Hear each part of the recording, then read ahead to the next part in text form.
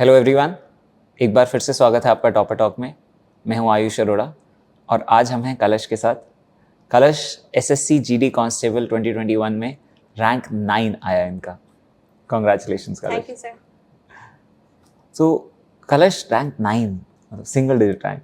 Yes sir. तो कैसे हुआ ये? मतलब मैं थोड़ा सा आपके बारे में जानना चाहूँगा कि आप कहाँ से बिलोंग करते हैं, आपने कैसे डिसाइड किया ये करना है?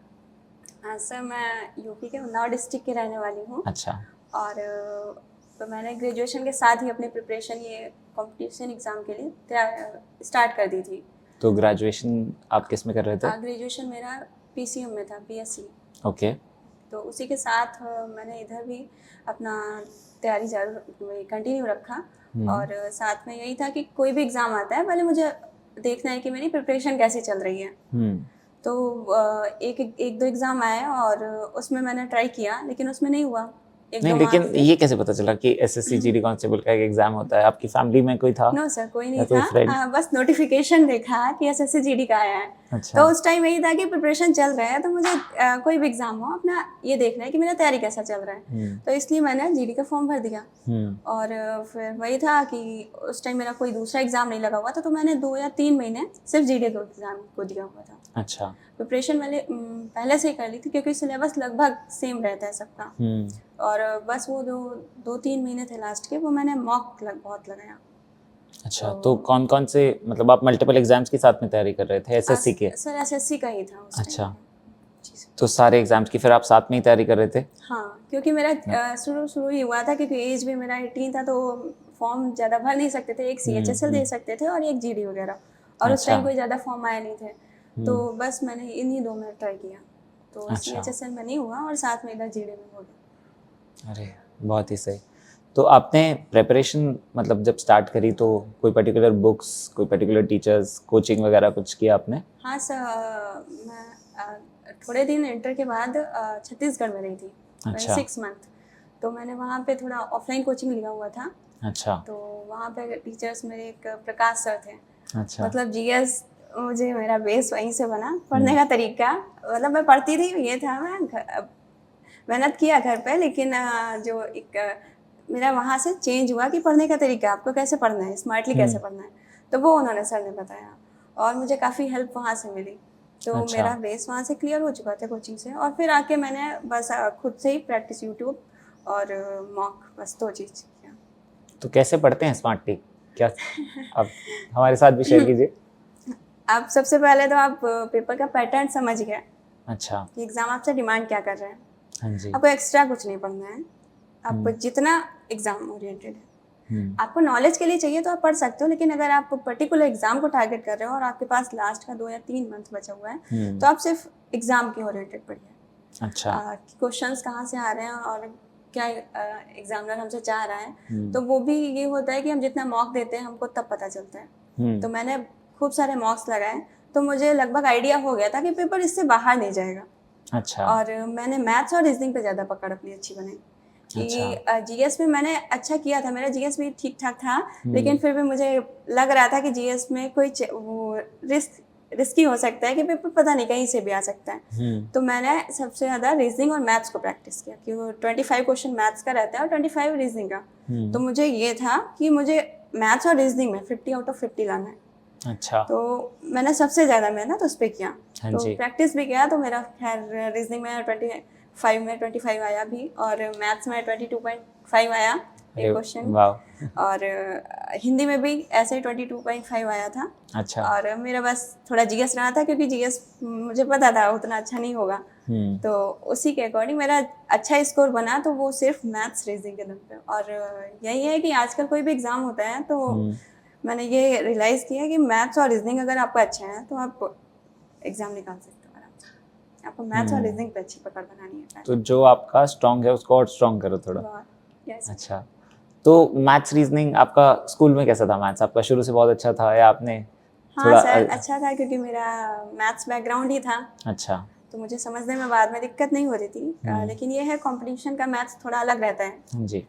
तो उसका थोड़ा टाइम लगा, मैंने प्रैक्टिस बहुत ज़्यादा किया, ऐसा कोई दिन नहीं था जिस दिन मैंने मैथ्स का प्रैक्टिस ना किया हो। स्टार्टिंग में तो मैं पेन कॉपी लेके प्रैक्टिस करती थी, लेकिन बाद में ऐसा हो गया कि मैं ट्रैवलिंग भी कर रही हूँ, फिर भी मेरा यूट्यूब ऐसे चल रहा है डबल स्पीड पे, मन में ही क्वेश्चन सॉल्व हो रहे हैं। जो नहीं समझ में आया स्क्रीनशॉट ले लिया, बाद में समझ लिया उसको, ऐसे हो गया। अच्छा, नहीं ये तो काफ़ी अच्छी स्ट्रैटेजी है। लेकिन आपने दो बातें बोली कि आप जैसे यूट्यूब से पढ़ते थे, और आपने दूसरी बात बोली कि एग्ज़ाम ओरिएंटेड स्टडी करनी चाहिए। Yes, sir.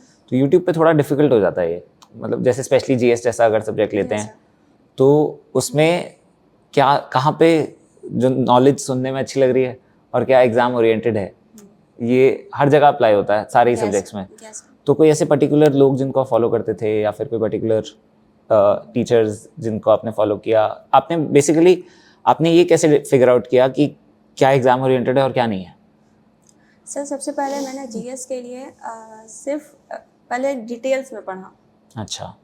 भले वो ट्राई तो किया कि यूपीएससी लेवल का पढूं, लेकिन उतना नहीं हुआ, फिर भी मैंने काफ़ी डिटेल्स में पढ़ा। ओके। और फिर मुझे अगर वो डिटेल पूरा डिटेल्स में पता है, और फिर मुझे बाद में ये भी पता चल गया कि एग्जाम में क्या पूछना चाह रहा है, एग्जाम हमसे क्या डिमांड कर रहा है, तो फिर मैंने उस हिसाब से पढ़ा, उसी में से अलग करके। अच्छा। मतलब मुझे पहले तो मेरा डिटेल्स में क्लियर है, और फिर बाद में मैंने भाई वन लाइनर टाइप से ऐसे प्रैक्टिस ही करते जा रहे हैं। अगर कुछ पता चल गया कि ज़्यादा डिटेल में इसको नहीं पढ़ना है, एग्जाम में नहीं इससे आएगा, तो फिर मैंने थोड़े दिन के लिए उसको छोड़ दिया। अच्छा। जीएस का मेरा ये स्ट्रेटजी रहा था। और बाकी सब्जेक्ट्स में? और बाकी सब्जेक्ट्स में यही था कि पहले तो पूरा कंप्लीट कर लिया, मैथ्स हो, रीजनिंग हो, हिंदी हो। हिंदी मैंने पूरा नहीं कंप्लीट किया था, हिंदी सिर्फ उतना एग्जाम के लिए ही पढ़ा था। और मैथ्स और रीजनिंग में पहले पूरा कंप्लीट कर लिया, और फिर जब मॉक देते गए तो जो पता चला कि क्वेश्चन किस टाइप के पूछ रहे हैं, तो फिर उन्हीं पे सिर्फ वर्क किया। तो पूरा कंप्लीट कर लिया, मतलब आप कोई पर्टिकुलर बुक को रेफर कर रहे थे? सब बुक तो नहीं, मैंने यूट्यूब में हाँ टीचर से, बहुत सारे टीचर से पढ़ा, अभिनय सर से पढ़ा, कैरियर के बहुत सारे टीचर से पढ़ा, गगन प्रताप सर से, बहुत सारे टीचर से क्लासेस लिया, उनका नोट्स मैं बनाती हूँ। मैंने बुक आज तक मैथ्स का कोई नहीं लिया, मैथ्स ना रीजनिंग। अच्छा। जीएस का भी एक ही दो है ऐसे ही, लेकिन बुक से पढ़ा नहीं, मैं नोट्स खुद के बनाती थी यूट्यूब से। तो आपने कोई पेड कोर्स नहीं लिया, आपने सिर्फ यूट्यूब से? हाँ, मॉक लिया था मैंने। अच्छा। उसके लिए पेड किया था। तो आपने जैसे मॉक कब देने स्टार्ट किए? भाई एग्ज़ाम मेरा दिसंबर में एग्ज़ाम था, और मैंने सितंबर से लगभग स्टार्ट कर दिया था। अच्छा, तो तैयारी एक बार ख़त्म कर ली, उसके बाद आपने फिर मॉक का सब्सक्रिप्शन लिया? नहीं, मॉक का सब्सक्रिप्शन पहले से था। अच्छा। इसका देना तब शुरू किया जब फॉर्म पड़ गया, और उसके बाद देखा कि अभी 2-3 महीने हैं, तो फिर मॉक देना स्टार्ट किया। तो आप सेक्शनल मॉक्स भी देते थे या सिर्फ पूरे पेपर वाले मॉक देते थे? सेक्शनल मैंने कम ही दिए हैं, 2 या 3 ही ऐसे दिए होंगे, बस पूरा पेपर। अच्छा, तो एंड में एक बार तैयारी खत्म होने के बाद तो क्या स्ट्रैटेजी थी वहाँ पे, कितने मॉक देते थे एक दिन में, कैसे नंबर आते थे? स्टार्टिंग में तो स्टार्टिंग में तो ऐसा लगता था कि मॉक देंगे, पता नहीं कैसा स्कोर आएगा, फिर ये ना हो कि डिमोरलाइज हो जाए, फिर तैयारी ना हो पाए। तो फिर भी मैंने ट्राई किया, 1 या 2 मॉक्स दिया स्टार्टिंग में। डेली नहीं हो पाता था, फिर भी वीक में कम से कम 3 या 4 मॉक्स दिया। अच्छा। स्कोर स्टार्टिंग में मेरा स्कोर वही 65 to 70 जाता था। अच्छा। और स्पीड ठीक था स्टार्टिंग से। मेरा पेपर वही 170 मिनट में हो जाता था। और फिर मैंने फिर भी वर्क करना शुरू किया, फिर धीरे धीरे मुझे इंटरेस्ट आ गया। मॉक्स में एकदम हैबिट बन गई कि मुझे मॉक तो देना ही, पढ़ाई भले रिवीजन भले ना हो, क्योंकि मॉक में भी आपको एनालिसिस बहुत मिलता है, तो वहाँ से भी आपको पता हो जाता है। और फिर धीरे धीरे एक दिन में 2-3 ऐसे मॉक्स हो जाते थे। मतलब मुझे जब टाइम मिला, स्कूल में मेरा लंच टाइम हो रहा है, लंच खत्म किया, एक मॉक फटाक से दे दिया। अच्छा। और मेरा ये रहता था कि पेपर 1.5 घंटे का है, लेकिन मुझे 1 घंटे में ख़त्म करना है। अच्छा। स्टार्टिंग से मेरा वो था कि 1.5 घंटे तो मुझे खींचना ही नहीं, कैसे भी करके मुझे 1 घंटे में ख़त्म करना है। भले 1-2 क्वेश्चन छूटते थे, मैं छोड़ देती थी, लेकिन मुझे स्पीड अपनी मेंटेन करनी थी। अच्छा। तो मैंने वो किया। तो आपने स्पीड पे ज़्यादा ध्यान दिया? स्पीड पे ज़्यादा ध्यान दिया, मैथ्स और रीजनिंग। और वही धीरे धीरे इम्प्रूव होता गया। इसको पहले 70 गया, 80 गया, फिर 85, 88 ऐसे गया। अच्छा। हाईएस्ट स्कोर मेरा 88 गया था मॉक में, और जीडी में भी मेरा 87 ऐसे आया था। बहुत सही। सो आपने पेपर जब अटेम्प्ट करने का प्लान किया, तो उसके लिए भी कोई स्ट्रैटेजी बनाई कि पहले क्या सेक्शन किया, फिर क्या सेक्शन? हाँ सर, पहले मेरा रहता था कि मैं जीएस से ही शुरुआत करती थी। अच्छा।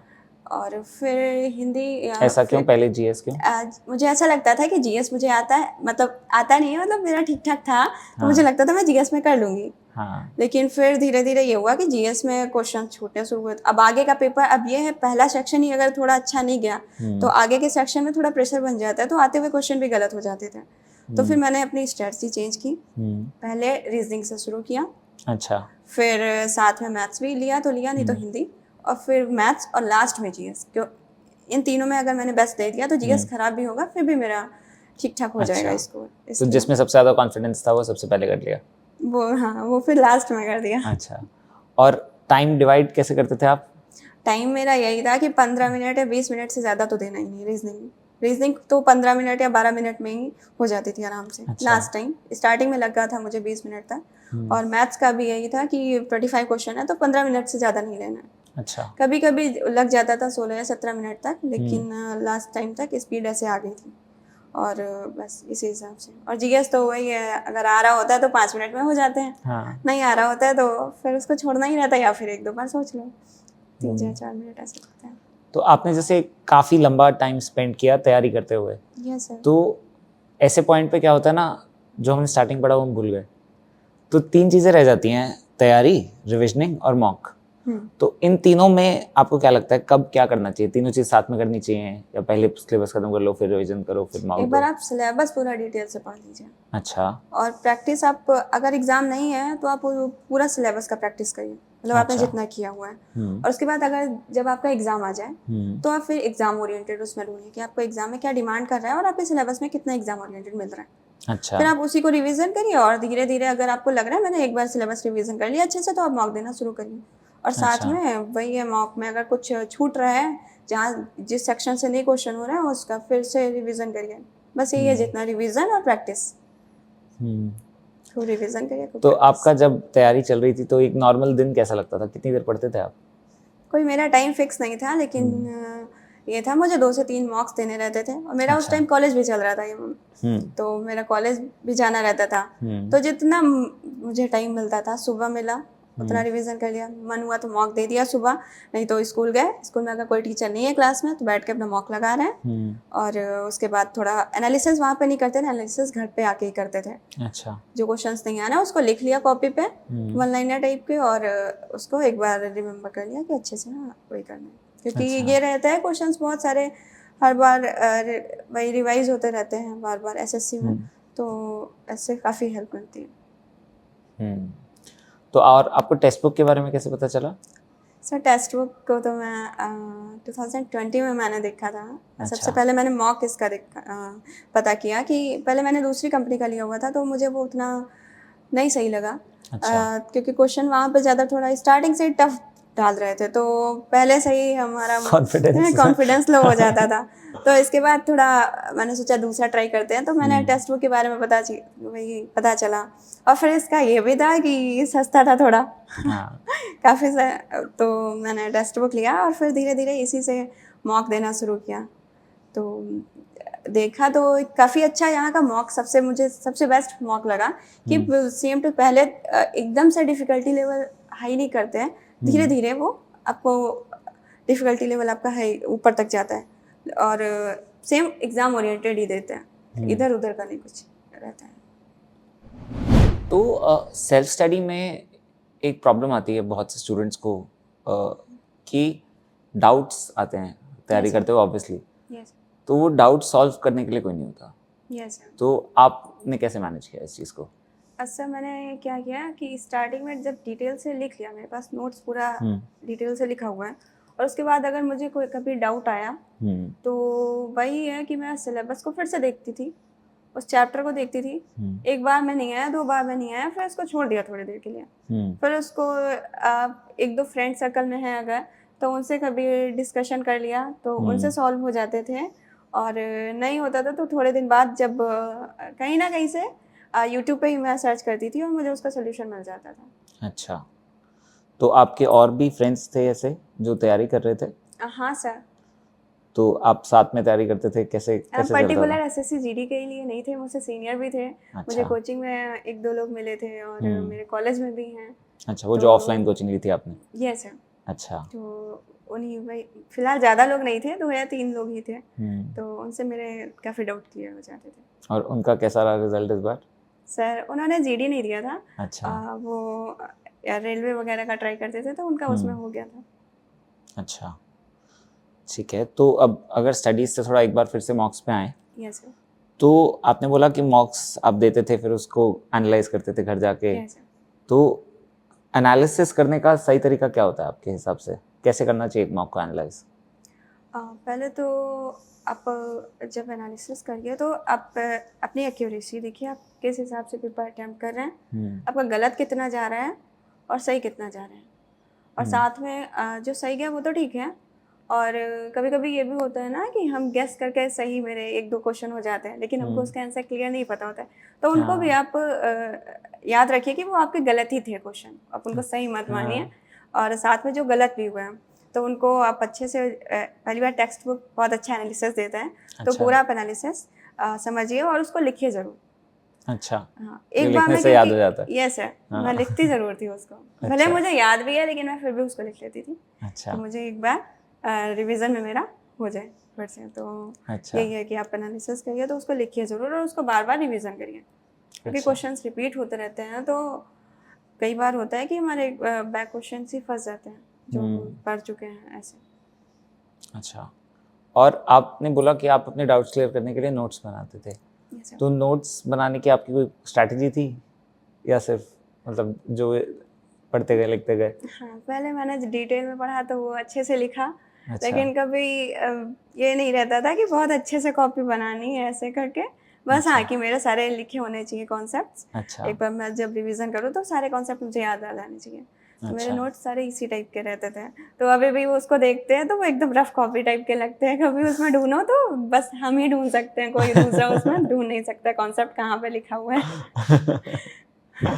अच्छा, तो आप नॉर्मली जब कॉलेज जा रहे थे यस सर। तो साथ में क्या रूटीन होता था कि कॉलेज, क्योंकि कॉलेज जाना भी ज़रूरी है, वहाँ भी यस सर। अटेंडेंस रखनी है, यस सर। तो आपका पढ़ाई का रूटीन क्या रहता था? सर मेरा 10 से 4 कॉलेज रहता था, तो मेरा सुबह का यही रूटीन रहता था कि वही 5 या 6 बजे तक उठ जाते थे इस टाइम तक, और उठ के मेरा थोड़ा हैबिट था कि योगा करने का। अच्छा। तो योगा का भी मन हुआ, मेडिटेशन भी कर लिया, ये सब थोड़ा एक्स्ट्रा एक्टिविटी का स्टार्टिंग से मुझे थोड़ा शौक रहा है, तो ये भी करते थे। तो ये सब कर लिया, 1 घंटा या 1.5 घंटे में ये सब खत्म हो जाता था। और उसके बाद मेरा ये रहता था कि मॉक में जो भी सब्जेक्ट वीक चल रहा है, जिसके क्वेश्चंस मेरे से ज़्यादा गलत हो रहे हैं, तो सुबह टाइम में मैं वो रिवीजन ज़्यादा कर लेती थी। अच्छा, सुबह जल्दी उठ के? Yes sir. और फिर उसके बाद कॉलेज गए और रास्ते में मेरा वही 20-25 मिनट रास्ते में लगता था, तो उतनी देर में मेरा मैथ्स का एक क्लास ख़त्म हो जाता था डबल स्पीड में। और फिर कॉलेज पहुँचे और फिर वहाँ पे टाइम मिला, टीचर्स आ गए, लेक्चर लिया उनका, अगर टीचर्स नहीं है तो उसके बीच में क्लास कोई छूटा है तो वो ले लिया, और नहीं तो लंच टाइम मॉक वगैरह दे दिया। और फिर घर आके मॉक देते थे 1 या 2, और मैक्सिमम 2 या 3 ही हो पाते थे एक दिन में। और फिर उसका शाम को बैठ के अच्छे से एनालिसिस, और जो नहीं हुआ फिर से उसको रिवीजन पे सुबह डाल दिया, सुबह या शाम को रिवीजन करके ऐसे करते थे। अच्छा, मतलब दिन में 7-8 घंटे तो हो जाते थे पढ़ाई हाँ के, सर। क्योंकि आप तो आते आते रास्ते में भी पढ़ाई कर रहे हो। हाँ सर, लगभग हो जाते थे। बीच में मेरी टीचर नहीं है प्रैक्टिस वहीं से, मेरी स्पीड वहीं से, रास्ते से ही बनी है। डबल स्पीड पे मैंने बहुत सारे वीडियोस देखे हैं। नहीं नहीं, ये एक अच्छा आइडिया है, मतलब ऑब्वियसली है कि हर टाइम को यूज़ करो। तो आपने ऐसे अभी बात करी योगा की, मेडिटेशन की, तो क्या आपको लगता है इन चीज़ों ने भी आपकी हेल्प करी? यस सर, ये चीज़ें अगर जैसे योगा और मेडिटेशन हम करते थे, अभी भी करते हैं, तभी उतना मेरा प्रॉपर नहीं हो रहा है। ले तो एक तो आप फिट रहते हो, उसका आपको कोई हेल्थ इशू नहीं रहता है, और ऊपर से आप दुनियादारी से थोड़ा कम ऐसा लगता है कि मेरा मतलब रहता है। अगर आप योगा या मेडिटेशन वगैरह करते हो तो आप अलग ही लेवल का थोड़ा सोचने लगते हो, और काफ़ी अच्छा लगता है, मतलब कि ठीक है, जितना अपना पढ़ाई से मतलब है उतना रखो, और जितना आपको चाहिए, जितना आपके लिए ठीक है उतना, मतलब फालतू का कुछ नहीं रहता है एक्स्ट्रा। अच्छा, तो मेडिटेशन के लिए आप कोई अलग से टेक्निक यूज़ करते थे या? नो सर, थोड़ा बहुत यूट्यूब और अच्छा, यूट्यूब। नहीं, बहुत अच्छी बात है। आई थिंक एक अलग फोकस भी थोड़ा अलग फोकस ज़्यादा भी कर रहता पाते था, हैं। और काफ़ी माइंड काफ़ी शांत रहता था। सिर्फ मैं पढ़ाई और बस पढ़ाई से ही मतलब रहता था, बस घर वाले पढ़ाई और कुछ नहीं। तो घर वालों ने कैसे रिएक्ट किया जब आपने डिसाइड किया कि अभी एग्जाम देना है? तो उस टाइम घर वालों को तो नहीं पता था कि कौन सा एग्ज़ाम है क्या है, क्योंकि मेरा वही है, एक दो एग्ज़ाम दे ही रहे थे। और फिर बाद में पता चला तो जब रिजल्ट आया तब उनको पता चला कि आखिर ये था किस लिए एग्ज़ाम। और तो बट दिखते रहते थे कि आप पूरा दिन पढ़ रहे हो तो। हाँ, लेकिन उतना फैमिली को नहीं पता था कि किसके लिए ये पढ़ रहे हैं, क्योंकि मेरा वही था, एसएससी है तो एसएससी में बहुत सारे एग्ज़ाम्स आते हैं, किसी का भी है। तो पता था, काफ़ी लोगों को पता था, लेकिन मम्मी पापा या ऐसे पर्टिकुलर किसी को नहीं पता था कि मेरा किसके लिए एग्ज़ाम है। तो उसका रिजल्ट आने के बाद ही पता चला। मेरे मामा का ज़्यादा रहता था, वो मुझे स्टार्टिंग से ही डिफेंस में जाने का सोचते थे, तो वो काफ़ी मेरे को सीआईएसएफ किए थे। तो उनको काफ़ी खुशी हुई कि मेरा सीआईएसएफ में एटलीस्ट सिलेक्शन हुआ है, और घर वाले भी काफ़ी खुश थे। अच्छा, तो फिर जैसे जैसे एग्ज़ाम पास आ रहा था तो थोड़ी नर्वसनेस होती है। तो स्टूडेंट्स का एक क्वेश्चन रहता है कि लास्ट का एक हफ्ता, लास्ट का एक दिन क्या करना चाहिए? आपने क्या किया? मैंने इतना ज़्यादा मॉक दिया था कि मुझे उतना नर्वसनेस तो हुई नहीं थी। अच्छा। तो मुझे तो यही लगता था कि कितना जल्दी हो एग्ज़ाम है, बस मैं क्वेश्चन जितना जल्दी मुझे मिले मैं पेपर बस सॉल्व करके आऊँ। और वही था कि मेरा मॉक से ही ये कॉन्फिडेंस आया था। तो मॉक देते देते मुझे हैबिट जैसी हो गई पेपर का, मतलब सबसे अच्छा पेपर मेरा इसी का गया था।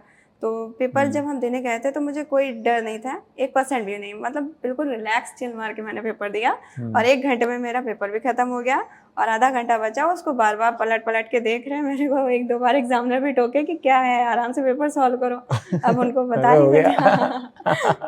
तो ये काफ़ी अच्छा रहा था। नहीं, बहुत अच्छी बात है। तो एक थोड़ा सा इंटरेस्टिंग क्वेश्चन है जो मैं सबसे पूछता हूँ। जब रिजल्ट आया तो आप कहाँ पर थे और आपने सबसे पहले क्या किया? अभी तो मैं कॉलेज कर रही हूँ, तो मेरा कॉलेज सीतापुर में है, तो मैं मौसी के घर पे ही रहती हूँ। अच्छा। तो उस टाइम रिजल्ट के टाइम मेरे साथ मौसी मौसा थे, तो सबसे पहले तो उन्हीं को बताया। और उस टाइम थोड़ा सीरियस डिस्कशन चल रहा था थोड़ा, और जैसे ही मेरा रिजल्ट आया और हम इधर बैठे हुए हैं, और मैंने बताया नहीं किसी को कि रिजल्ट आ गया। मैंने कहा पहले देख लेंगे फिर बताएंगे आराम से, क्योंकि मुझे भी नहीं पता था, मतलब ये क्लियर था कि हो जाएगा, क्योंकि पेपर मेरा काफ़ी अच्छा गया था। और फिर मैंने एकदम से बताया कि हो गया है मेरा, क्योंकि पहला एग्जाम था जिसमें हुआ था सिलेक्शन हुआ था। रैंक तो मैं सर बाद में पता चली, लेकिन इसका रिजल्ट मार्च में ही आ गया था एग्जाम का। तो मतलब अलग ही रिएक्शन था, 2-3 दिन तक अलग ही माहौल रहा सबका, बस कि हाँ कम से कम फैमिली में हुआ अभी तक इतना जॉब में कोई नहीं था, तो बहुत खुश हुए सब। बहुत अच्छी बात है। तो अब आई थिंक आपका फिजिकल भी क्लियर हो गया, मेडिकल सब क्लियर हो गया, तो अब आगे क्या प्लान करते हो फ्यूचर का? सर फ्यूचर का अभी मुझे होम स्टेट ही मिला है। अच्छा, अरे वाह। सीआईएसएफ मिला हुआ है, तो अगर मेरा कॉलेज कंप्लीट होता है और साथ में मुझे जॉब मिल जाती है तो मैं ज्वाइन कर लूँगी। और अच्छा, अगर नहीं होता है तो फिर दूसरा कोई वेट होता है। अच्छा, तो आई एम श्योर आज बहुत सारे स्टूडेंट्स ने आपसे बहुत कुछ सीखा है। yes, वो इंस्पायर्ड फील कर रहे होंगे थोड़ा सा। तो कोई पर्टिकुलर मैसेज जो आप स्टूडेंट्स को देना चाहोगे, कोई सजेशंस उन लोगों के लिए जो अभी प्रिपेयर कर रहे हैं? यस सर, सबसे पहले तो लोग ये समझते हैं ना कि एग्ज़ाम बहुत टफ जाता है या कहीं से भी क्वेश्चंस आ जाते हैं, तो उसके लिए आप क्या करिए कि सबसे पहले आप डिटेल से एक बार पढ़ लीजिए। आपको टाइम लगेगा, लेकिन जब वो फिनिश होगा ना तो आपको खुद ही कॉन्फिडेंस आएगा कि मैंने कंप्लीट कर लिया। आप क्वेश्चन इसके बाहर कहीं जा ही नहीं सकते, और जाएगा तो फिर वो 1-2 छोड़ना बनता है। और वही है, आप एग्ज़ाम यही है कि आप मान लो तो मुश्किल है और मान लो तो आसानी है। और स्टार्टिंग से आप एग्ज़ाम को आसान मान के ही चलिए और उसको टारगेट करिए कि मुझे। और ये एक चीज़ रहती है कि आप कभी कट ऑफ को मत देखिए कि कट ऑफ हाँ एक बार देख लिया ठीक है उतना जा रहा है, लेकिन आप 100 का क्वेश्चन पेपर अगर आ रहा है तो उसमें मैक्सिमम से मैक्सिमम आप कितना अटेम्प्ट कर सकते हो। 90 से नीचे कभी सोचिए मत, क्योंकि आप नीचे सोचेंगे या आप कट ऑफ के आसपास सोचेंगे तो कहीं ना कहीं आप सिलेक्शन में फिर इसीलिए बच्चे रह जाते हैं 1 या 2 नंबर से। अच्छा। तो आप कट ऑफ के आसपास मत जाइए, आप हमेशा मैक्सिमम से जितना मैक्सिमम स्कोर कर सकते हो उतना करने का कोशिश करिए। और स्टार्टिंग से बस एग्ज़ाम आसान है यही मान के चलिए, आप सब कुछ कर सकते हैं। हाँ, तो कॉन्फिडेंस की इम्पोर्टेंस आई थिंक बहुत ज़्यादा है। वो जब आप पढ़ लेंगे एक बार डिटेल में तो आपको खुद पे खुद कॉन्फिडेंस आ जाएगा। ठीक है, थैंक्स अ लॉट कलश, थैंक यू आपसे बात करके बहुत अच्छा लगा मुझे भी sir. And all the best for future. Thank you so much sir.